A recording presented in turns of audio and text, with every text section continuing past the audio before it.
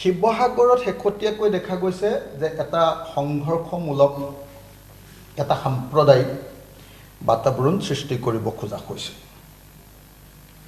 আৰু সেই গোটেই বাতাবৰণটো শিৱসাগৰৰ মানুহে বুজি উঠিছে যে সেইটো হিমন্ত বিশ্ব শৰ্মা চৰকাৰখনৰ পৃষ্ঠপোষকতাতে গঢ়ি উঠিছে হিমন্ত বিশ্ব শৰ্মাই তেওঁৰ নিজৰ কিছুমান বিশ্বস্ত মানুহৰ জৰিয়তে আহোম ৰাজত্বৰ আটাইতকৈ দীঘলীয়া সময়ৰ ৰাজধানী সেই ঐতিহাসিক শিৱসাগৰত বিখবাস্প বিয়াই দিবৰ কাৰণে হিন্দু মুছলমানৰ সংঘাত আৰু বিভিন্ন জাতি জনগোষ্ঠীৰ মাজত সংঘাত সৃষ্টি কৰিবৰ কাৰণে যোৱা কিছুদিন ধৰি যথেষ্ট পৰিমাণে চেষ্টা কৰি আছে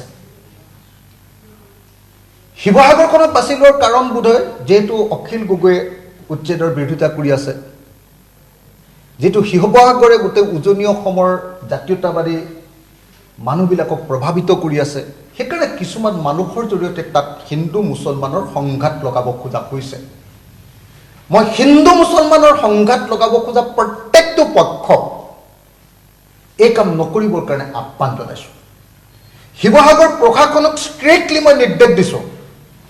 যে তেওঁলোকে যেন কাকো আইন হাতত তুলি ল'বলৈ অনুমতি নিদিয়ে তেওঁ মুছলমানেই হওক তেওঁ হিন্দুৱেই হওক আৰু শিৱসাগৰ ৰাইজৰ প্ৰত্যেকজন নাগৰিকক মই আহ্বান জনাইছোঁ যে শিৱসাগৰ নাগৰিকসকলে তেখেতসকলৰ জাতীয় দায়িত্ব পালন কৰি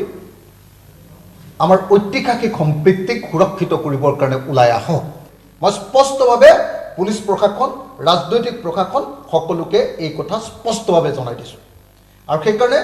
মই এই মুহূৰ্তত প্ৰত্যেকজন শিৱসাগৰীয়ান মানুহ শিৱসাগৰৰ প্ৰত্যেকজন নাগৰিকক বিনম্ৰভাৱে প্ৰাৰ্থনা জনাইছোঁ আপোনালোকে কেতিয়াও উত্তেজিত নহ'ব আৰু কোনো মানুহৰ সাম্প্ৰদায়িক কথাত আপোনালোকে কেতিয়াও উত্তেজিত নকৰিব সেইকাৰণে এই মুহূৰ্তত মই শিৱসাগৰত ঘটি থকা ঘটনাবিলাকক লৈ উদ্বেগ প্ৰকাশ কৰিছোঁ এই কামবিলাক যে চৰকাৰৰ স্বত্বাচাৰিতে সংঘৰ্ষমূলক পৰিস্থিতি এটা সৃষ্টি কৰিবৰ কাৰণে কৰা হৈছে সেই কথাটো আপোনালোকৰ সন্মুখত ক'ব খুজিছোঁ আৰু এই সময়ত প্ৰশাসনক সকীয়াই দিছোঁ চৰকাৰক সকীয়াই দিছোঁ এই কাম নকৰিবৰ কাৰণে আৰু লগতে সমগ্ৰ শিৱসাগৰবাসী ৰাইজে যাতে